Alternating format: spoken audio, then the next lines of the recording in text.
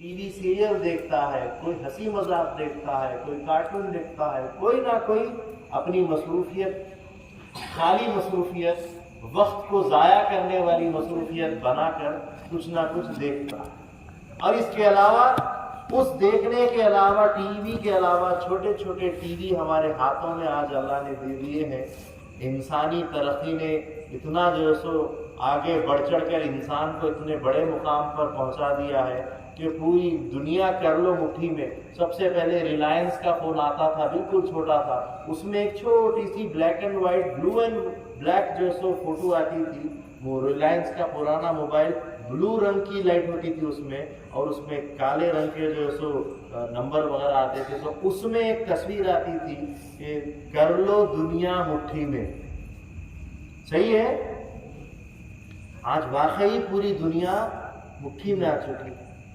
تو T V ہو، چاہے mobile ہو، یا جتنے بھی آج کے نئی ٹیکنالوجی کے آلات ہوں، اس میں آپ کچھ بھی اپنا من پسند سیریل دیکھتے ہوں گے، لیکن تھوڑی ہی دیر میں ایک بریک آ جاتا ہے۔ ایک بریک کے ساتھ ایڈورٹائزمنٹ آتا ہے کہ بھئی فلاں جگہ بازار لگا ہے، یہ خریدیے، یہ لیجئے، یہ کھائیے، یہ ہوٹل نہیں کھلی ہے، یہ نیا بازار کپڑوں کا کھلا ہے۔ ایڈورٹائز ڈالا جاتا ہے، برابر؟ لوگ ایڈورٹائز دیکھ کر آگے بڑھتے ہیں، ایک دوسرے سے کہتے ہیں کہ بھئی دیکھو وہ فلاں سیریل دیکھ رہے تھے، اس میں ایڈورٹائز بار بار ڈال رہا ہے، چلو جا کر وہاں خریدی کرتے ہیں، وہاں جا کر کچھ کھاتے ہیں۔ جو بھی چیزیں، اس سے ہٹ کر آپ لوگ گجرات کے لوگ ہیں، کاروبار سب سے زیادہ آپ کو آتا ہے، تو آپ اپنے کاروبار اور اپنے دھندے کو آگے بڑھانے کے لیے ایک ٹی وی کا استعمال کرتے ہیں۔ موبائل کے اندر بھی ایڈورٹائزمنٹ ڈالے جاتے ہیں۔ اس کے بعد اخبارات کے ذریعے سے، اگر نیوز چینل ہے تو اس میں بھی نیچے لائن چلتی رہتی ہے کہ فلاں جگہ فلاں چیز مل رہی ہے۔ نیوز دینے والا سامنے نیوز دیتا ہے، لیکن نیچے ایک اشتہار چلتے رہتا ہے، ایک خبر چلتی رہتی ہے کہ فلاں جگہ جو کچھ دنوں کے لیے ایک لاٹ لگا ہے، کچھ دنوں کے لیے ایک میلہ لگا ہے، جائیے اور خریدیے۔ نیوز میں بھی نیچے کاروبار کیا جاتا ہے۔ اخبارات جو ہوتے ہیں، پیپر، اخبار پڑھنے والے، اس اخبار کے اندر بھی لکھا جاتا ہے، یا چھوٹے چھوٹے پامپلیٹ ڈال کر گھروں میں ڈالے جاتے ہیں کہ ہماری چیز وہاں تک پہنچے۔ بات سمجھ میں آ رہی ہے؟ میں آسان بات کر رہا ہوں، بالکل صحیح بات کر رہا ہوں، غلط کہہ رہا ہوں؟ بالکل صحیح بات کہہ رہا ہوں۔ اس کے علاوہ اپنے اپنے گھروں پر، بلڈنگوں پر، راستوں پر، چوک پر، چوراستوں پر، چوکڑیوں پر بڑے بڑے پوسٹر لگا کر بڑے بڑے بامبوؤں کے ساتھ ایڈورٹائز کیا جاتا ہے کہ فلاں جگہ ایک بڑا جو سو ہندوؤں کا سنگٹھن ہونے والا ہے، فلاں تاریخ کو آئیے، یہاں پر تمام ہندو بھائیوں سے گزارش ہے کہ آئیے یہاں پر جو سو اس میں شریک رہیں۔ اسی طریقے سے کچھ مولانا آ رہے ہیں تو بڑا مولانا کا پوسٹر لگے گا، فلاں جگہ اتنے دن تک مولانا تقریر کریں گے، کھانے پینے کا انتظام ہے، وہاں آئیے۔ اسی طریقے سے کوئی اپنی دکان کا پوسٹر لگائے گا۔ بہرحال یہ سارے تشہیر کے انداز ہیں، اور لوگ جو دکھتا ہے وہ بکتا ہے کہ نتیجے میں جو نظر آتا ہے اسی کو قبول کرنے کے لیے لگ جاتے ہیں۔ اسی طریقے سے ہمارے اوپر ذمہ داری ہے کہ ہم مہدویت کی ایسے ہی تشہیر کریں، مہدویت کو پھیلائیں، بتلائیں، اس کا ایڈورٹائز کریں۔ جتنے نوجوان بچے، عورتیں ہیں، بڑے ہیں، جتنا ان کے سامنے ایڈورٹائز چلتے جاتا ہے، ان کے دماغ میں وہی چلتا ہے، ان کی زبان پہ وہی چلتا ہے، وہ آپس میں وہی بات کرتے ہیں، یہاں تک وہاں تک جا کر پہنچ جاتے ہیں۔ کیوں؟ کیونکہ ان کے سامنے بار بار وہی لایا جا رہا ہے، وہی دکھایا جا رہا ہے۔ وہ صحیح ہے، غلط ہے، اس میں فائدہ ہے، نقصان ہے، وہ کچھ بھی ہے، لیکن بار بار ایڈورٹائز کرنے کا طریقہ، کاروبار اس سے بہتر ہوتا ہے، دھندا اس سے اچھا ہوتا ہے۔ مذہب بھی یہی ہے کہ بار بار بولتے رہو۔ اللہ کے نبی صلی اللہ علیہ وسلم فرماتے ہیں، بلغوا انی ولو کان آیا، اگر ایک آیت بھی تم تک پہنچی ہے تو تمہاری ذمہ داری ہے کہ اس کو دوسروں تک پہنچاؤ، دوسروں تک پھیلاؤ، اس کی شہرت کرو، اس کی تشہیر کرو، اس کی تعلیم کرو۔ کیوں؟ کیونکہ وہ تعلیم دینے سے ہی آگے بڑھے گا، وہ آگے سمجھ میں آئے گا، تم سے کچھ کم نہیں ہوگا۔ العلم زون یوزع بہ المصابیح ولا ينقص منہما، کہ علم ایک ایسی روشنی ہے کہ اس سے 1000 چراغ روشن ہوتے ہیں لیکن وہ کم نہیں ہوتا۔ پھیلاؤ، جس طریقے سے رسول اللہ صلی اللہ علیہ وسلم نے مدینے یا مکے کی حد تک اسلام کو نہیں رکھا، ساری دنیا میں اس کا چرچا کرنے کے لیے صحابہ اکرام آگے بڑھے، حضرت ابو بکر صدیق رضی اللہ تعالیٰ عنہ آگے بڑھے، جہاں خوشی خوشی اسلام قبول کرتے تھے وہاں کوئی مسئلہ نہیں ہوتا، لیکن جہاں دشمن ہو جاتے وہاں جہاد ہوئے، وہاں پر جو سو سینکڑوں قبضے کیے، کئی ملک فتح کیے گئے، کئی اخلاق سے جو سو فتح ہوئے، کئی تلوار سے فتح ہوئے، لیکن تمام کی تمام دنیا میں اسلام پھیلانے کا کام کیا۔ کس نے کیا؟ اوروں نے کیا، بعد والوں نے کیا، ماننے والوں نے کیا۔ آج بھی ہم پر یہ ذمہ داری ہے کہ مہدی موعود علیہ السلام اگرچہ کہ 600 چندر سال ان کو آ کر جا کر ہو گئے ہیں، لیکن اس کے بعد ہماری تمہاری ذمہ داری ہے کہ ان کے حق باتوں کو، ان کے سچ باتوں کو، ان کے فرامین کو، ان کی سیرت کو، ان کی زندگی کو دوسروں تک پہنچائے۔ یہ ہماری ذمہ داری ہے۔ آ رہی ہے بات سمجھ میں؟ سب سے پہلے ذمہ داری کو سمجھیے۔ اب آگے بڑھتے ہیں۔ حضرت مہدی موعود علیہ السلام نے فرمایا، حاشیہ انصاف نامہ میں یہ نقل موجود ہے 10ویں صفحے پر پیج نمبر 10 میں، کہ مہدی موعود علیہ السلام فرماتے ہیں کہ طلب دنی کفر است و طالب دنیا کافر است، طالب خدا مومن است، وہ دیدار خدا ممکن است۔ یعنی کہ مہدی موعود علیہ السلام نے فرمایا کہ دنیا کو طلب کرنا کفر ہے، دنیا کو طلب کرنے والا کافر ہے، خدا کو طلب کرنے والا مومن ہے، اور خدا کو دیکھنا ممکن ہے۔ کتنا صاف اور سادے انداز سے مہدی موعود علیہ السلام نے فرمایا ہے۔ تو اب دنیا کو طلب کرنا کفر ہے، مہدی موعود علیہ السلام نے فرما دیا۔ ہم دنیا میں رہتے ہیں، دنیا میں کھاتے ہیں، پیتے ہیں، جیتے ہیں، رہتے ہیں، بچے ہیں، بیوی ہے، گھر ہے، کھیت ہے، کاروبار ہے، گاڑی ہے، گھوڑا ہے، اسکول ہے، پڑھائی ہے، ترقی ہے، نوکری ہے، کیا کیا چیزیں ہماری دنیا میں ہم نے بنائی ہیں ہمارے لیے، اور ان ساری چیزوں کو استعمال کرنا یا ان میں ہو جانا یا ان کی طلب کرنا، مہدی موعود علیہ السلام فرما رہے ہیں کہ یہ کفر ہے۔ کیا تعجب ہو رہا ہے کہ جس جگہ رہتے ہیں یہ کفر ہے، اور ایسی چیزوں کو طلب کرنا، گاڑی طلب کرنا، نیا کھیت خریدنا، نیا گھر بنانا، نئی چیزیں لینا، یا خواہش کر کے نئے کپڑے پہننا، یا جو کچھ بھی ہے، طالب دنیا کافر ہے۔ تو یہ طلب کرنا کفر ہے، اور طلب کرنے والا کافر ہو جاتا، ہم جئیں گے کیسے؟ ہماری تو دنیا میں سانس لینا بھی کفر ہے، جئیں گے کیسے؟ اور اس کا حل خود مہدی موعود علیہ السلام آگے بتلا رہے ہیں کہ خدا کو طلب کرنے والا ہی مومن ہے، اور خدا کا دیدار ممکن ہے۔ تو سب سے پہلے دنیا کو جو کفر کہا جا رہا ہے اور دنیا کے طلب کرنے والے کو کافر کہا جا رہا ہے، اس کو سمجھنا ضروری ہے۔ پہلے دنیا کو سمجھنا چاہیے کہ دنیا کی حقیقت کیا ہے۔ تو دنیا کی حقیقت مہدی موعود علیہ السلام نے تو فرما دی کہ یہ کفر کی جگہ ہے، اور یہاں پر جو چیزوں کو طلب کرنا کفر ہے۔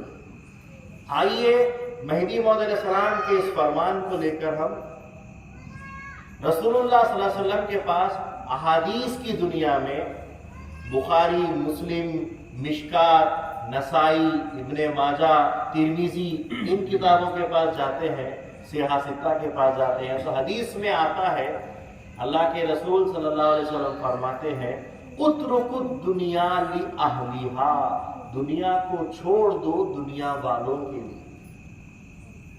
اب یہاں پر ایک بات سمجھ میں آ گئی، ایمان لانے والے، اللہ پر ایمان لانے والے دنیا والے نہیں، اللہ والے ہوتے ہیں۔ اسلام میں جو آ گیا وہ دنیا والا نہیں ہو سکتا، وہ اللہ والا ہوتا ہے۔ تو دنیا والوں کے لیے جو اسلام قبول نہیں کیے ہیں، جو کافر مشرک منافق ہیں، ان کے لیے دنیا کو چھوڑ دو، اترکوا الدنیا لأہلیہا، دنیا چھوڑ دو دنیا والوں کے لیے۔ پھر اور حدیث کے اندر صفائی ملتی ہے، اللہ کے نبی صلی اللہ علیہ وسلم پھر فرماتے ہیں کہ دنیا کی حقیقت کو کہ الدنیا سجن المومن و جنت الکافر، کہ دنیا مومن کے لیے قید خانہ ہے اور کافروں کی جنت ہے۔ دنیا کی حقیقت مہدی موعود علیہ السلام نے فرمایا کہ دنیا کو طلب کرنا کفر ہے، دنیا میں رہنا کفر نہیں ہے، دنیا کو طلب کرنا کفر ہے اور طلب کرنے والا کافر ہے۔ دنیا میں رہنا کفر نہیں ہے، دنیا کو استعمال کرنا کفر نہیں ہے، مگر اس استعمال میں خواہش دل میں لا کر طلب کرنا یہ کفر ہے۔ اور اللہ کے نبی صلی اللہ علیہ وسلم نے فرمایا کہ دنیا مومن کے لیے قید خانہ، اس کی جیل ہے، اور کافروں کے لیے ان کی جنت ہے۔ اب یہاں پر حدیثیں آ گئی ہیں، اب حدیث کو مدد قرآن سے لیتے ہیں، ہم نیچے سے اوپر جا رہے ہیں۔ فرمان مہدی، اس کی مدد کرنے والے حدیث رسول، اب اس حدیث رسول کے اوپر قرآن میں اللہ تعالیٰ نے ارشاد فرمایا، قل متاع الدنیا قلیل، کہہ دو کہ دنیا کا مال و متاع، دنیا کا سامان بہت تھوڑا ہے، بہت کم ہے، دنیا بہت چھوٹی ہے، بہت کم ہے۔ جیسا کہ حدیث میں ایک جگہ آیا، اللہ کے رسول صلی اللہ علیہ وسلم نے فرمایا، وضو کر رہے تھے ایک نہر میں، اور ایک پانی کا قطرہ آپ کی آخری انگلی سے گر رہا تھا، اس بوند کو اللہ کے نبی صلی اللہ علیہ وسلم نے دیکھ کر فرمایا کہ یہ دنیا کی حقیقت اور دنیا کی زندگی ہے، اور یہ جو ندی بہہ رہی ہے، اتنی بڑی ندی بہہ رہی ہے، آخرت کی زندگی۔ دنیا تھوڑی ہے، قل متاع الدنیا قلیل، کہہ دو کہ دنیا تھوڑی ہے۔ پھر اس پر سے ایک اور جگہ اللہ تعالیٰ فرماتا ہے، وَلَلْآخِرَةُ خَيْرٌ لَكَ مِنَ الْأُولَى، اور آخرت اس پہلی دنیا پر سب سے زیادہ بہتر اور برتر ہے۔ آخرت کے سامنے دنیا کی کوئی حقیقت نہیں، آخرت ہمیشہ ہمیشہ رہنے والی ہے، اور دنیا کی ایک وقت، ایک مدت طے کر دی گئی ہے۔ تو ہم کو دنیا کی حقیقت قرآن کہہ رہا ہے، اور سورہ کہف میں اللہ تعالیٰ نے ارشاد فرمایا، قرآن میں اللہ تعالیٰ فرماتا ہے کہ وہ ما جعلنا علی الارض زینۃ لها لنبلوہم ایہم احسن عملا، انما جعلنا ما علی الارض زینۃ لها، ہم نے جو کچھ بھی اس زمین کے اوپر پیدا کیا ہے، یہ جو کچھ بھی ہم نے عیش اور آرام کی چیزیں پیدا کی ہے، یہ سارے کے سارے آزمائش کے لیے ہے، کون تم میں سے بہتر ہے اور کون تم میں سے بہتر نہیں ہے، یہ سب آزمائش کے لیے۔ اب آئیے ایک اہم بات کی طرف، ہمارے اور تمہارے تمام انسانوں کے باپ کی طرف، ابو الانسان حضرت آدم علیہ السلام کی طرف۔ حضرت آدم علیہ السلام کو اللہ تعالیٰ نے پیدا کیا اور ان کو کہا کہ آپ جنت میں رہیے۔ حضرت آدم علیہ السلام جنت میں رہنے لگے، تنہائی محسوس ہونے لگی، اکیلا پن محسوس ہونے لگا، حالانکہ جنت میں شہد کی نہریں، دودھ کی نہریں، شراب کی نہریں، پانی کی نہریں، اور خدمت کرنے کے لیے کئی جو ہے سو وہاں پر رضوان موجود، کئی حوریں موجود، باغ موجود، پھل موجود، پیڑ پودے موجود، باغیچے موجود، سب موجود ہیں، پھر بھی تنہا محسوس کرنے لگے۔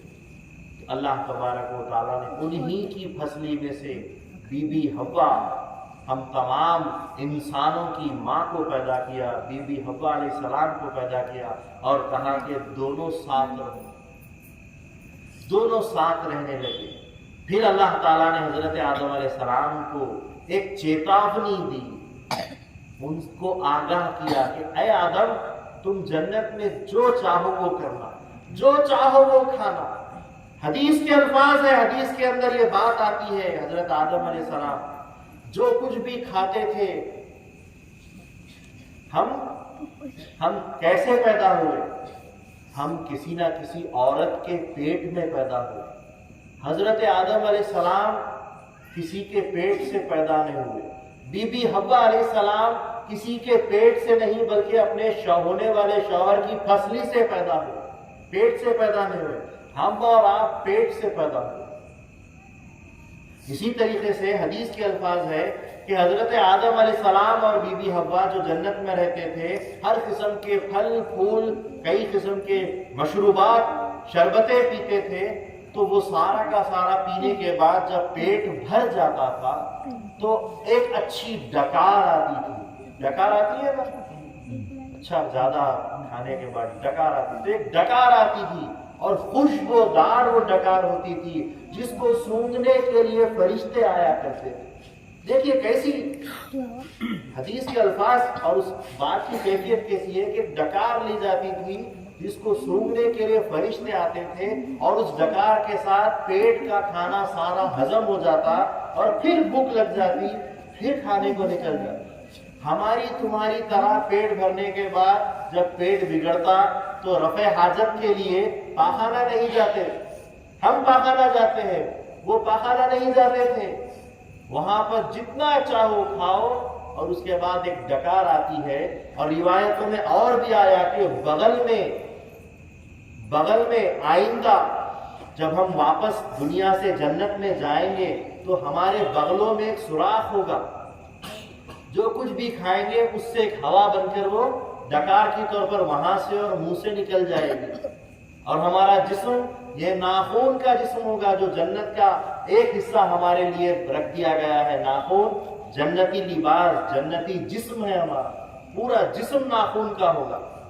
تو حضرت آدم علیہ السلام جو کچھ بھی کھاتے تھے وہ ایک ڈکار کے ذریعے سے ہضم ہو جاتا تھا، پھر باغیچوں میں، پھر پھل پھول کھانے کے لیے، پھر پینے کے لیے نکل جاتے تھے۔ لیکن اللہ تعالیٰ نے ان سے کہا، دنیا کی حقیقت بتا رہا ہوں کہ دنیا کو طلب کرنا کفر کیوں ہے؟ دنیا کو طلب کرنے والا کافر کیوں ہے؟ دنیا کا مال و متاع تھوڑا کیوں ہے؟ دنیا کافروں کی جنت اور ہمارے لیے خیر خانہ کیوں ہے؟ اس کی حقیقت بیان ہو رہی ہے۔ دنیا کتنی حقیر ہے، پانی کے بوند کے برابر ہے، کیوں ہے؟ حضرت آدم علیہ السلام کو اللہ تعالیٰ نے حکم دیا، اے آدم سب کھانا، سب پینا، جو چاہو کرنا، جہاں سونا ہے سونا، لیکن فلاں درخت کے پاس، فلاں جھاڑ کے پاس نہ جانا اور اس کا پھل نہیں کھانا۔ شیطان جس نے آدم علیہ السلام کو سجدہ نہیں کیا، حکم خدا کا انکار کیا، سب سے پہلا کافر ہوا۔ جو جنت میں پہلے رہا کرتا تھا لیکن اب جنتوں سے اتار دیا گیا، محروم کر دیا گیا، اس نے دل میں ٹھانی کہ اس آدم سے اور اس کی اولاد سے ضرور میں بدلہ لوں گا اور ان کو جنت سے نکالوں گا اور پھر جنت میں جانے نہیں دوں گا۔ روایتوں میں آتا ہے کہ اس سانپ کے منہ میں بیٹھ کر گیا، یا کوئی کہتا ہے کہ مور کے ساتھ چلا گیا، جس کسی اعتبار سے بھی گیا وہ جنت میں گیا آدم علیہ السلام سے بدلہ لینے کے لیے، اور بی بی حوا کے ذریعے سے، کیونکہ عورت کی عقل عادی ہوتی ہے۔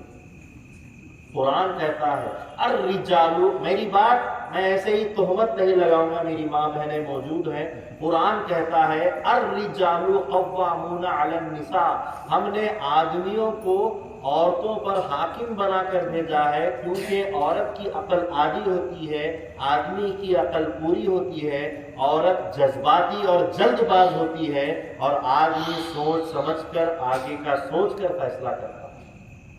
یہ ہماری فطرت ہے، ہم جس پر پیدا ہوتے ہیں، عورت ہوتی ہے تو اس کی فطرت ہے، آدمی ہوتا ہے تو یہ اس کی فطرت ہے۔ تو شیطان نے عورت کے ذریعے سے، دیکھیے عورت ہی برباد کرتی ہے، عورت کے ذریعے سے، بی بی حوا علیہ السلام کے ذریعے سے جا کر بہلایا پھسلایا کہ پتہ ہے تم کو یہ پھل کیوں منع کیا گیا ہے، کیونکہ یہ سب سے زیادہ لذیذ ہے، سب سے زیادہ سواد ہے، اس پھل کو بہت ہی خاص وقت میں کھایا جاتا ہے۔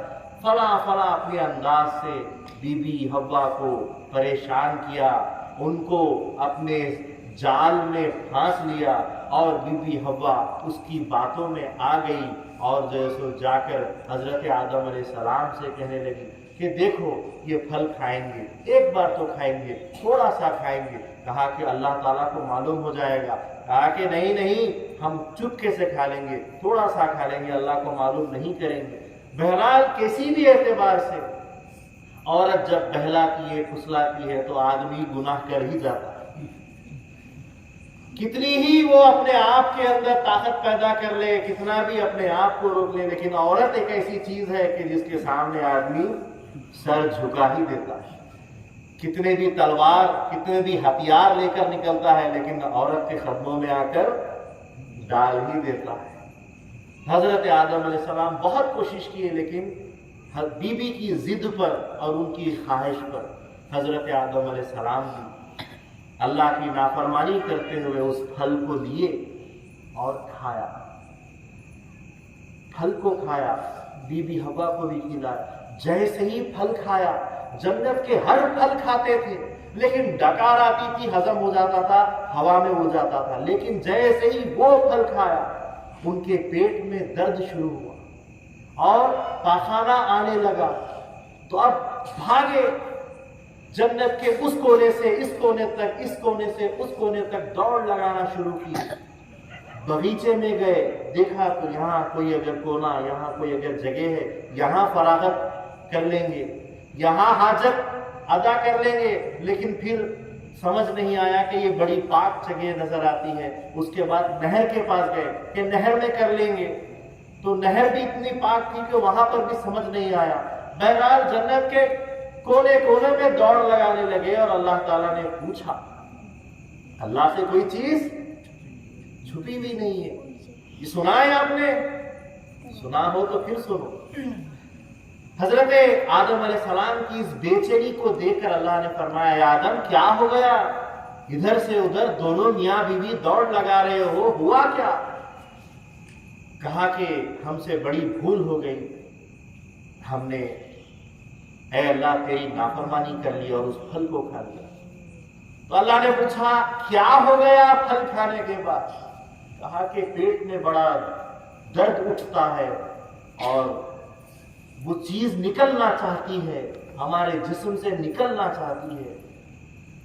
تو حضرت آدم علیہ السلام سے اللہ نے فرمایا، وہ چیز جو تم نکالنے کے لیے بے چین ہو رہے ہو اور جگہ ڈھونڈ رہے ہو، اس چیز کو نجاست کہتے ہیں، غلاظت کہتے ہیں۔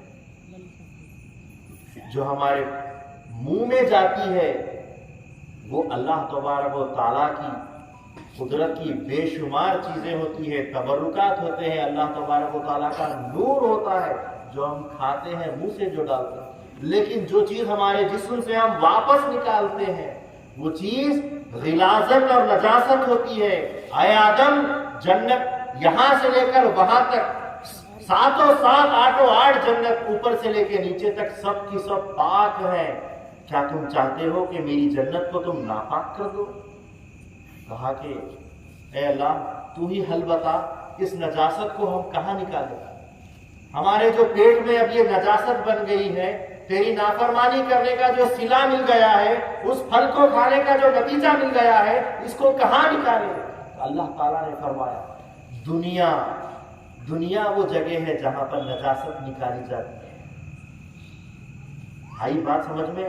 دنیا کی حقیقت کیا ہے؟ دنیا نجاست کی جگہ ہے، نجاست کرنے کی جگہ ہے۔ حضرت آدم علیہ السلام اور بی بی حوا کو پھر دنیا میں اتارا گیا، اور وہاں جا کر حضرت آدم علیہ السلام اور بی بی حوا نے اس نجاست کو نکالا، اور پھر کہا اللہ تعالیٰ نے، اب اس نجاست کو نکالنے کے بعد تم پاک نہیں ہو، لہذا اب یہیں رہا کرو۔ میری جنت سے جب نافرمانی کر چکے، میری نافرمانی کر چکے، اس پھل کو کھا لیا، تو اب جنت میں نہیں آؤ گے، ایک امتحان ہوگا، اس کے بعد پھر ہم تم کو واپس جنت میں بلائیں۔ تو دنیا کیا ہے؟ جس جگہ حضرت آدم علیہ السلام نے اپنی پہلی نجاست نکالی ہو، دنیا وہ جگہ ہے۔ اسی لیے اللہ کے رسول صلی اللہ علیہ وسلم صحابہ کو جمع کر کے فرماتے ہیں، اے میرے صحابہ، کیا تم کو دنیا کی حقیقت نہ بتلاؤں؟ صحابہ نے کہا بتلائیے یا رسول اللہ، دنیا کیا ہے؟ تو رسول اللہ صلی اللہ علیہ وسلم نے ایک مری ہوئی بکری کو دیکھ کر فرمایا، دیکھو یہ بکری تم لینا چاہو گے، خریدنا چاہو گے؟ کہا کہ یا رسول اللہ یہ بکری مردار ہے، اس کو ہم کیوں خریدیں گے؟ کہا کہ مفت میں لے لو، فری میں لے لو۔ کہا کہ مفت میں بھی یہ بیکار ہے کیونکہ یہ مردار ہو چکی ہے، اب اس کا چمڑا بھی کوئی کام کا نہیں رہا کیونکہ کتے اس کو نوچ رہے ہیں، یہ بالکل بیکار ہے، پھول گئی ہے، پھٹ گئی ہے، یہ بکری ہم کو نہیں چاہیے۔ حضرت رسول اللہ صلی اللہ علیہ وسلم نے فرمایا، یہ جو مردار بکری پڑی ہوئی ہے، حاضت دنیا، حاضت دنیا، حاضت دنیا، الدنیا جیفۃ وطالبها الکلاب، دنیا مردار ہے اور اس کو طلب کرنے والے کتے ہیں۔ اللہ کے رسول نے طلب کا بھی ذکر لایا ہے حدیث میں کہ دنیا کو طلب کرنے والے ان کتوں کی طرح کتے ہوتے ہیں۔ دنیا میں رہنا پریشانی کی بات نہیں ہے، دنیا کو مانگنا پریشانی کی بات۔ آ رہی ہے بات سمجھ میں؟ تو یہ ہے دنیا کی حقیقت کہ دنیا مردار ہے، اس کو طلب کرنے والے کتے ہیں، دنیا کو طلب کرنا کفر ہے اور دنیا کو طلب کرنے والا کافر ہے۔ اب اس دنیا کو پھر کیا کرنا پڑے گا؟ مہدی موعود علیہ السلام نے ایک جگہ نقل مبارک میں ارشاد فرمایا، حاشیہ انصاف نامے میں موجود ہے، تصدیق بندہ بینائی خدا است، بندے کی تصدیق اللہ تعالیٰ کا دیدار ہے۔ مہدی موعود علیہ السلام کی تصدیق کرتے ہی اللہ کا دیدار ہو جاتا ہے۔ یہاں کتنے ہیں جنہوں نے مہدی موعود علیہ السلام کی تصدیق کی ہے؟ کیا آپ کو دیدار ہوا؟ مہدی موعود علیہ السلام کی پہلے اس درجے کی تصدیق تو کرو۔ دنیا جمع کر کے، دنیا کو اپنے پاس رکھ کے، دنیا کی خواہش کر کے مہدی کی تصدیق کرنے والے کیا تصدیق کریں گے؟ ہمارے تمہارے دور کے، ہمارے تمہارے درمیان جو لوگ ہیں، ان کو دیکھ کر مہدویت نہیں، ان کی تصدیق کو دیکھ کر بینائی نہیں۔ تصدیق کیسی؟ جب تک کہ دنیا کا انکار نہیں کریں گے، دنیا نہیں چھوڑیں گے، تصدیق صحیح نہیں۔ تو دنیا کو چھوڑنا ہوگا، اس دنیا کو چھوڑنا ہوگا۔ کیسے چھوڑنا ہوگا؟ یہ جو طلب ہو رہی ہے اس طلب کو چھوڑنا ہوگا، ترک دنیا کرنا ہوگا، اور وہ ترک دنیا ترک حب دنیا ہے۔ دنیا کی محبت کو دل سے نکال دو۔ مہدی موعود علیہ السلام نے فرمایا، دنیا میں رہنے کا طریقہ سکھایا۔ نقل ہے، مہدی موعود علیہ السلام فرماتے ہیں، پھاٹا پہرے ٹوکا کھاوے، راول دیول کہیں نہ جاوے۔ پھٹا پرانا مل جاتا ہے پہن لیتے ہیں، ٹوٹا پھوٹا مل جاتا ہے کھا لیتے ہیں، لیکن اچھا پہننے کی طلب نہیں کرتے، اچھا کھانے کی طلب نہیں کرتے۔ یہی دنیا ہے، اسی طریقے سے ہم گزارنا ہے کہ ہم جو مل جائے اللہ کی راہ میں چلتے چلتے جو مل جائے کھا لینا چاہیے، جو مل جائے پہن لینا چاہیے، راول دیول کہیں نہ جاوے۔ ہم دنیا داروں کے گھروں کو، دیولوں کو، جو بڑے بڑے مکان ہیں ان کے گھر نہیں جانا چاہیے۔ ہمارے گھر کی یہی ریت، یہ ہمارے گھر کی ریت ہے، یہ دین اسلام کی ریت ہے، یہ مہدویت کی ریت ہے، یہ مہدویت کا طریقہ ہے۔ پانی چاہے اور مزید، صرف پانی مل جائے تو ہم زندگی گزار لیتے ہیں۔ یہ دنیا کو ترک کرنے کا طریقہ مہدی موعود علیہ السلام نے سکھایا۔ ہم مہدوی ہیں، مہدی موعود علیہ السلام کو مان چکے ہیں، ایمان لا چکے ہیں، اب صرف مہدویت کے طریقوں کو نقلیات کے ذریعے سے سیکھتے ہوئے آگے جانے کا ہے۔ مہدی موعود علیہ السلام نے فرمایا کہ ترک دنیا، ورائے ترک دنیا ایمان نیست، ترک دنیا کے بغیر ایمان نہیں ہے، ایمان نہیں ملتا۔ ایمان کیا چیز ہے؟ کوئی وستو ہے، کوئی آکار ہے، کوئی کیا چیز ہے؟ مہدی موعود علیہ السلام نے آگے فرمایا ایمان ذات خدا، ایمان اللہ کی ذات ہے، اللہ نہیں ملتا جب تک کہ تم دنیا کی محبت کو دل سے نہیں نکال دو گے، جس حالت میں رہو جی لینے کا طریقہ نہیں اپناؤ گے، اس وقت تک تم کو خدا نہیں ملتا، اور خدا جس کو نہیں ملتا ایمان نہیں ملتا۔ حضرت مہدی موعود علیہ السلام فرماتے ہیں کہ اللہ تعالیٰ نے میرے پاس ایمان کی چابیاں دی ہیں، اور فرماتے ہیں کہ اے سید محمد جیون پوری، تجھے اختیار ہے کہ جسے چاہے ایمان دیتا جائے۔ ہم نے تم کو دین محمد کا ناصر بنا کر مبعوث کیا ہے، اور ہم خود تمہارے مددگار ہیں۔ جس نے تمہارے اوپر ایمان لایا وہ مومن ہے، اور جس نے تمہارا انکار کیا وہ کافر ہے۔ اور تم جتنی بھی تعلیم کرتے ہو، کہتے ہو، عمل کرتے ہو، وہ صرف اور صرف ہماری جانب سے ہم سکھاتے ہیں، ہم بتلاتے ہیں۔ مہدی موعود علیہ السلام فرماتے ہیں علمت من اللہ بلا واسطۃ جدید اليوم، مجھے ہر روز اللہ کے پاس سے تازہ تعلیم ہوتی ہے، کوئی آ کر سکھاتا نہیں ہے۔ موعود علیہ السلام فرماتے ہیں اگر بندہ قرآن کا بیان تنہائی میں سیکھ کر کرتا ہے تو بندہ ظالم ہے۔ قرآن کا بیان من اللہ، اللہ کی جانب سے مراد اللہ بیان ہوتا ہے۔ جیسا کہ رسول اللہ صلی اللہ علیہ وسلم کے دور میں حضور پر لوگوں نے الزام لگایا کہ یہ قرآن کوئی تم کو سکھاتا ہے، کوئی لکھواتا ہے، کوئی پڑھواتا ہے، تم آ کر ہمارے سامنے کہتے ہو اور پڑھتے ہو، تو سورہ نجم میں اللہ تعالیٰ نے ارشاد فرمایا کہ اللہ کے رسول جو کچھ کہتے ہیں وہ اپنی مرضی سے نہیں کہتے، اللہ کہلاتا ہے تو وہ کہتے ہیں۔ یہ مہدی موعود علیہ السلام کا مقام و مرتبہ ہے، مہدی موعود علیہ السلام کی تعلیم ہے۔ اب دنیا کو ترک کرنے کا ایک طریقہ بتلا دیا کہ دنیا کی محبت کو ترک کرنا، اللہ مل جاتا ہے اس سے، لیکن دنیا کی اس حقیقت کو بھی تو اور سمجھو۔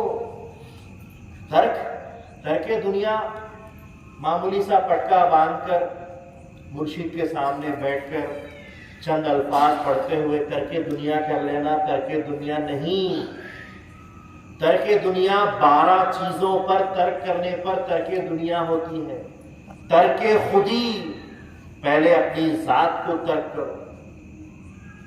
آپ نے نعت مہدی تو سنی ہوگی، رنگ دوئی مٹا دو مہدی میرے خدا را، وحدت کی میں پلا دو مہدی میرے خدا را۔ رنگ دوئی، اللہ تعالیٰ کو اس وقت تک نہیں پا سکتے جب تک تم خود اپنا وجود باقی رکھو، خود اللہ کو دیکھنے والا اپنے آپ کو باقی رکھ کر دیکھے تو دوئی ہو جائے گا، خدا بھی ہے اور میں بھی ہوں، الا اللہ تو ہے، لا الہ ہوں نہیں کی تعلیم جو ہے، خود کی خودی کو جب تک نہیں مٹائیں گے، اپنے وجود کا جب تک انکار نہیں کریں گے، تمہاری ترک صحیح نہیں۔ ترک خودی پہلا جز ہے، خود کی ذات کو مٹانا چاہیے۔ حضرت بندگی میاں ملکی لہداد خلیفہ گروہ رضی اللہ تعالیٰ عنہ جب کعبۃ اللہ کو حج کے لیے پہنچے تو کعبے کا غلاف پکڑ کر دعا کرتے ہیں، اے باری تعالیٰ تیرے گھر کا غلاف پکڑ کر دعا گو ہوں کہ الہداد کو الہداد سے جدا کر دے خدا را، الہداد کے وجود کو مٹا دے خدا را، اور تیرے وجود میں فنا کر دے، بقا دے دے خدا را۔ یہ کون کہہ رہے ہیں؟ بندگی میں ملکی لہداد خلیفہ گروہ رضی اللہ تعالیٰ۔ خود کی ہستی کو مٹا دینا چاہیے۔ احمد آباد میں جب مہدی موعود علیہ السلام لن تنالوا البر حتی تنفقوا مما تحبون کی آیت پر بیان فرما رہے تھے کہ تم خدا کی نیکی کو اس وقت تک نہیں پا سکتے جب تک کہ اپنی پسندیدہ چیز خدا کے حوالے نہ کر دو، تو انہوں نے اپنا اپنا گھوڑا اور تلوار لا کر حضرت بندگی میں ملک برہان الدین رضی اللہ تعالیٰ عنہ نے اپنا گھوڑا اور تلوار لا کر خطبوں میں رکھ دیے کہ میں اللہ کی راہ میں اپنی پسندیدہ چیز دے رہا ہوں. پوچھا کیوں دیتے ہو؟ کہا کہ تلوار میری جان کی حفاظت کرتی ہے، میری شان بڑھاتی ہے. گھوڑا میری جان کی حفاظت کرتا ہے، میری شان بڑھاتا ہے. ماؤد علیہ السلام نے فرمایا کہ ان دونوں سے بڑھ کے تو تم کو تمہاری جان زیادہ عزیز ہے، اور خدا تعالیٰ وہی مانگتا ہے کہ اپنے سب سے پسندیدہ چیز اپنی خودی کو اللہ کے حوالے کرو، اپنی ذات کو فنا کر دو، تبھی خدا ملتا ہے. سنتے ہی بے ہوش ہو گئے. ہوش آیا تو اسی وقت اعلان کر دیا کہ میں نے اپنی ہر چیز اللہ کے حوالے فی سبیل اللہ چھوڑ دی ہے، اور بندہ ترک دنیا کرتا ہے. تو سب سے پہلی چیز ہے خودی، ترک خودی، اپنے آپ کو مٹانا.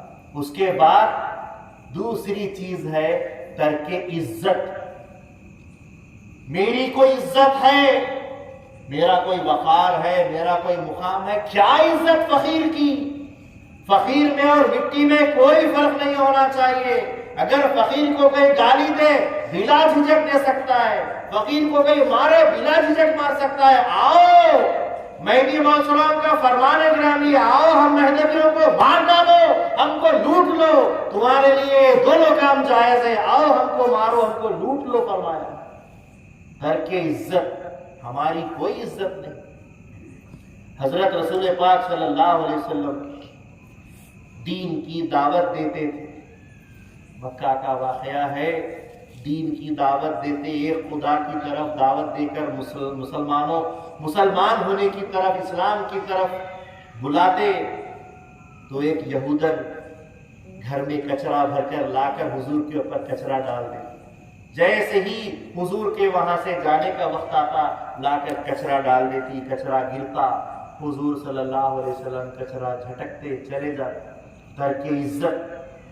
خدا کے دین کے لیے تبلیغ کرنے والے وہ نبی اللہ و رسول اللہ اپنی عزت کے لیے نہیں، خدا کے دین کی عزت کے لیے اور خدا کے لیے کام کیا. انہوں نے سکھایا ہے، جو افضل الانبیاء ہے، سید المرسلین ہے، جو وجہ تخلیق کائنات ہے، جن کے وجود سے ساری دنیا، ساری کائنات وجود میں آئی ہے، انہوں نے سکھایا ہے کہ خود کی عزت نہیں، کچرا ڈال دیا، صاف کیے چلے گئے، خود کی کوئی عزت نہیں. فقیر کیسا ہوتا ہے اللہ کے نبی صلی اللہ علیہ وسلم نے سکھایا. کئی بار ایسا ہوا، ایک بار نہیں، ہر بار حضور پہنچ کر منتظر ہوتے، انتظار کرتے کہ اب ڈالے گی. ڈالتے ہیں تو سر جھکا کر کچرا اپنے آپ پر ڈالنے دیتے ہیں. اللہ باقی من کل فانی، یہ نیت، یہ دل میں جذبہ رکھ کر کام کرنے والی پہلی ہستی رسول اللہ صلی اللہ علیہ وسلم، مرشد اول. ایک بار جب نہیں ڈالا، پوچھا کیا ہوا؟ واقعہ تو آپ کو معلوم ہی. پہنچے، کہا کہ کیوں نہیں ڈالا؟ کہا کہ بیمار ہے، جا کر مزاج پرسی کرتے ہیں. وہ شخص آئے ہیں جن کی عفت اور عزت کو میں ختم کرنے کے لیے کچرا ڈالا کرتی تھی، وہ میری مزاج پرسی کے لیے آئے ہیں. میں ایسے نبی پر کیوں نہ فدا ہو جاؤں، اسلام قبول کر لے. طائف کے میدان میں سر سے لے کر پاؤں تک پتھر پھینک پھینک کر خون میں نہا دی. آپ نے کوئی جوش و جذبہ، جلال نہیں پیش کیا. جب جلال خود اللہ تعالیٰ کی طرف سے آ گیا، حضرت جبرائیل علیہ السلام تختہ پلٹنے کے لیے آ گئے کہ خدا قہار کو جلال آ گیا ہے، وہ ذوالجلال آپ پر پتھر برسانے والوں کے تمام نسلوں کو ختم کر دے گا. کہا کہ میں رحمت ہوں، رحمت للعالمین ہوں، میں رحمت میرا کام ہے، میرا کام غضب نہیں ہے، غصہ نہیں ہے، زحمت نہیں ہے، میں رحمت والا. آپ نے اپنی عزت کو چھوڑا. ترک عزت، ترک خودی، ترک عزت، ترک لذت. لذت کو ترک کرنا چاہیے. آدم علیہ السلام کو وہ پھل کھانے کی لذت ہوئی تھی، اس لذت کی وجہ سے ہم پورے کے پورے دنیا میں آ گئے، ورنہ آج ہم جنت میں رہتے۔ لذت نہیں ہونی چاہیے، نہ جسم کے کپڑوں کی لذت، نہ کھانے پینے کی لذت، نہ اچھے دکھنے کی لذت، نہ اچھے دکھانے کی لذت۔ یہ ساری خواہشیں، سارے لذتیں سب ختم ہو جانا چاہیے۔ بندگی کا شاہ نعمت مخراج بدت رضی اللہ تعالیٰ عنہ کو کوئی دعوت میں لے گیا اور کہا کہ حضرت کھائیے، بہت اچھے اچھے پکوان ہیں۔ حضرت کھانے لگتے ہیں، پوچھا کیسا پکا ہے، کیسا لگ رہا ہے؟ کہا کہ جن کی زبان اللہ کے ذکر سے تر رہتی ہے ان کو کسی چیز کا مزہ نہیں آتا، ہر چیز کا مزہ چھوڑ دیتے ہیں جس پر اللہ کے ذکر کا سواد چڑھ جاتا ہے۔ ترک لذت کو چھوڑ دینا چاہیے۔ ترک رسم ہمارے پاس کا تو شیوا اور طریقہ ہے کہ سارے رسومات نبھاتے ہیں، ور گھوڑے نکلتے ہیں، مامیرے نکلتے ہیں، یہ ساری چیزیں، رنگینیاں، یہ تمام تماشے، یہ رسم، یہ عادت، یہ بدعت، یہ ہمارا شیوا مسلمانوں کا ہی نہیں ہے، مہذبیوں کا تو ہرگز نہیں۔ یہ ساری چیزیں دنیا داری ہے، بدعات ہے۔ تو مہدی موعود علیہ السلام نے فرمایا ترک رسم، ترک عادت، ترک بدعت، یہ ساری چیزیں بھی ترک ہونی چاہیے۔ کتنی ہو گئی؟ ترک خودی، ترک لذت، ترک عزت، تین یہ، ترک رسم، ترک عادت، ترک بدعت، تین یہ کتنے ہو گئے؟ 6 ہو گئے۔ چلیے آگے بڑھتے ہیں۔ اس کے بعد ترک اخلاق ذمیمہ، برے اخلاق کو چھوڑنا، برائیوں کی جگہوں کو چھوڑنا، برے لوگوں کی صحبتوں کو چھوڑنا، یہ بھی ترک دنیا ہے، یہ بھی ترک کرنا ہے۔ برے اخلاق کو، برے کیریکٹر کو چھوڑنا۔ اگر صحابہ کو غصہ آ جاتا، غصہ اخلاق ذمیمہ ہے، حضور نے فرمایا اگر غصہ آ جائے، کھڑے ہو تو بیٹھ جاؤ، بیٹھے ہو تو لیٹ جاؤ۔ تو ایک صحابی اپنے اونٹ پر جا رہے تھے اور ان کا غلام سامنے اونٹ چلا رہا تھا۔ اس نے غفلت میں اونٹ کو سنبھالا نہیں اور اوپر بیٹھے ہوئے صحابی نیند کے تھوڑے سے جو سو خدشے میں آ گئے، نیند کا تھوڑا سا جذبہ آ گیا اور اونٹ کو نہیں سنبھالنے کی وجہ سے اونٹ نے جھٹکا دے دیا، ان کی نیند ٹوٹ گئی، جیسا کہ میں آپ سب کی نیند کو بار بار توڑ رہا ہوں۔ صحیح ہے؟ تو نیند کو توڑتے ہی وہ صحابی غصے میں آ گئے، جیسا کہ آپ لوگ غصے میں نہیں آ رہے ہیں۔ تو وہ صحابی غصے میں آ گئے، اے غلام کیا کرتا ہے، ذرا دھیرے دھیرے چل، تو نے میری نیند کو خراب کر دیا، اور اس پر چلانے لگے۔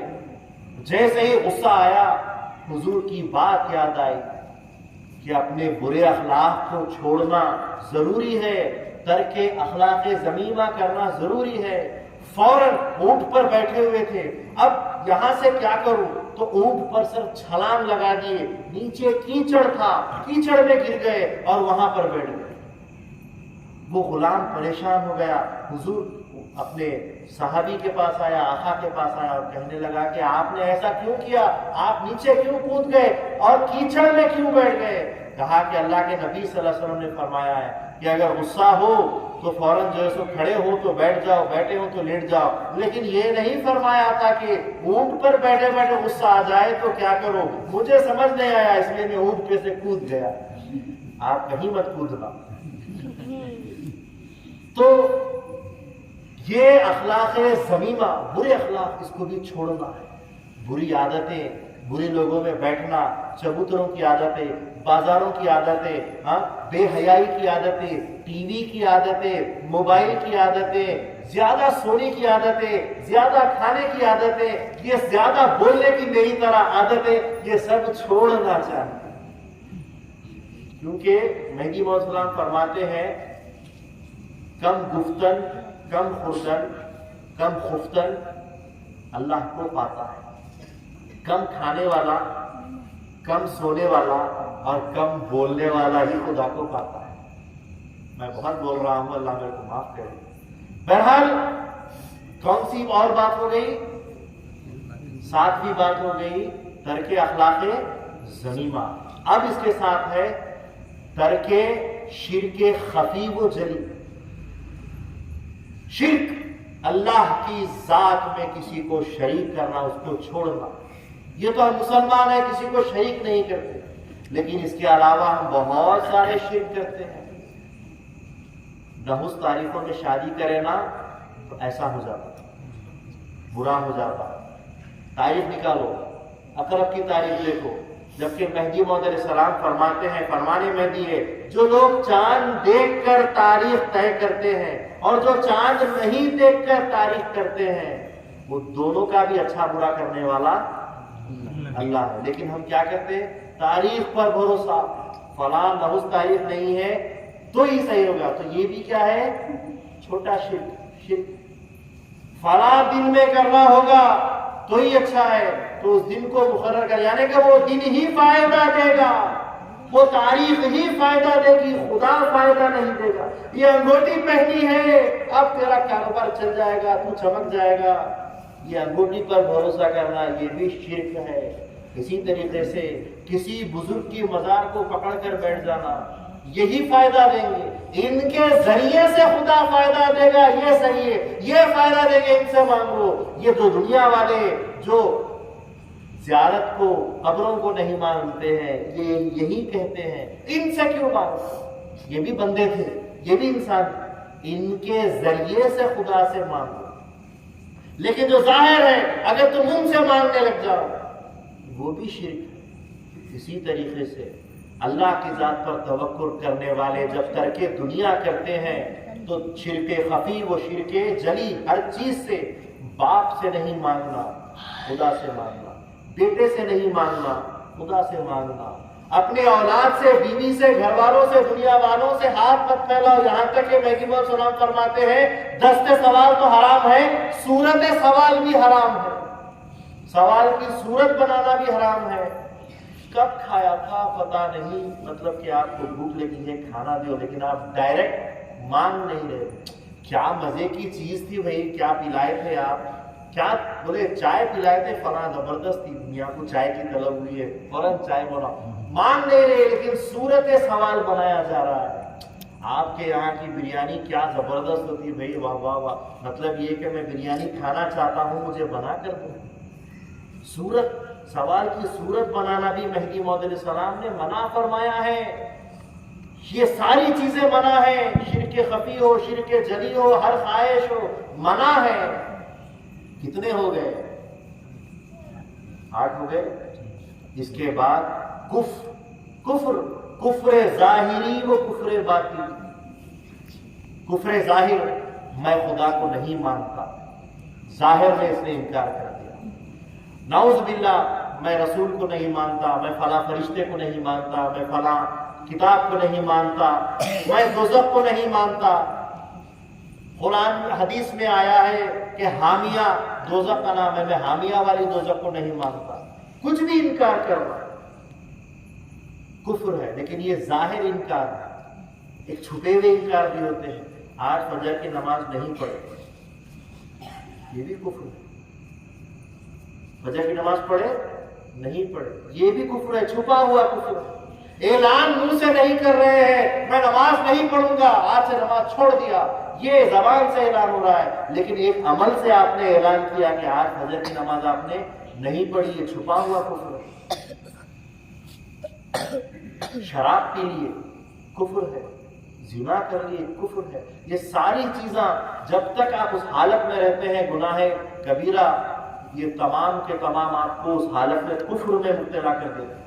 ماں باپ کے سامنے سینہ تنا کر اور گلے کی نسیں تنا کر بڑی آواز سے بات کرنا بھی کفر ہے۔ بڑی آواز سے بات کرنا، ان کی توہین کرنے جانا، ان کی نافرمانی کرنا، یہ بھی کفر ہے۔ اگرچہ کہ آپ اس کے اندر ماں باپ کی جو ہے سو کوئی انکار کی یا کوئی اور صورت कुरान और हदीस से इस्लाम की नहीं है, लेकिन ये छुपे हुए कुफ्र है जो तुम समझ नहीं सकते। चोरी करके लाकर खाना और औलाद को खिलाना भी कुफ्र है, सूद खाना और खिलाना ये भी कुफ्र है, जुआ खेल कर पैसा लाना ये भी कुफ्र है। ये छुपे हुए कुफ्र है, कुछ जाहिर कुफ्र है, लेकिन ये सब कुफ्र है। तो जितने भी जाहिर और बातिन सारे कुफ्र है, उन सब को छोड़ देना। 2 वक्त का जिक्र तुम सब पर फर्ज है, लेकिन 2 वक्त का जिक्र जो फजर ही नहीं पड़ी तो फजर के बाद का जिक्र कौन करेगा? सब कुफ्र हो रहा है, छुपा हुआ कुफ्र है, जबान से इकरार नहीं करे लेकिन कुफ्र है। इसी तरीके से निफाक, तर्के निफाक करना, कितने हो गए? 8, 9, 10। तर्के निफाक करना ये भी कुफ्र है। गैरुल्लाह से मदद मांगना ये भी कुफ्र है। इन सारे कुफ्रिया चीजों को छोड़ने के बाद तर्के दुनिया होती है, और ऐसे तमाम चीजों को छोड़कर जब सही तर्के दुनिया होती है तब खुदा मिलता है। वरना सिर्फ महदी मौद सलाम का फरमान कि तलब दुनिया कुफ्रस्त वो तालिब दुनिया काफिरस्त, तालिब मौला मोमिनस्त वो दीदार खुदा मुमकिनस्त। खाली ऐसा बोलने से नहीं होता। महदी की तस्दीक करते ही खुदा का दीदार होता है, ऐसा बोलने से नहीं होता। इतना सब कुछ करना पड़ता है, अमल से है। तस्दीक है बंदा अमलस्त, बंदे की तस्दीक अमल से है, और जो अमल ना करे वो मरदूद है, फरमाया महदी मौद सलाम। इंशाअल्लाह अगले दिन कल रोज चंद और फरामीन महदी मौद सलाम लेकर आपके सामने हाजिर होऊंगा। मैं अल्लाह से दुआ करता हूँ अल्लाह ताला हमको बोलने सुनने से ज्यादा अमल की तौफीक अता फरमाए। अल्लाह तबारक व तआला जितने भी यहाँ हाजिर हैं उनके हर दुनियावी और दीनी हर परेशानियों को अल्लाह दूर करे, उनकी हाजतों को पूरे करे, उनकी मजबूरियों को अल्लाह तबारक व तआला दूर करे। अल्लाह ताला हर कसो नाकस को सच्चा और पक्का महदवी बनाए। जो महदवी है उनको आखिरी दम तक महदवियत पर अल्लाह सलामत रखे, और जो महदवी नहीं है अल्लाह ताला उनको हिदायत दे। जैसा कि रसूलुल्लाह सल्लल्लाहु अलैहि वसल्लम और महदी मौद सलाम ने फरमाया, हर महदवी हर ईमान वाला भी यही कहता है कि हमारा काम तबलीग करना है और ईमान और हिदायत देना अल्लाह ताला का काम है। अल्लाह से दुआ करते हैं कि अल्लाह तबारक व तआला ईमान पर जिंदा रखे, ईमान पर मारे और ईमान वालों के साथ हमारा हशर फरमाए। आमीन व आखिर दावाना अल्हम्दुलिल्लाहि रब्बिल आलमीन। बहुत बोल दिया हो तो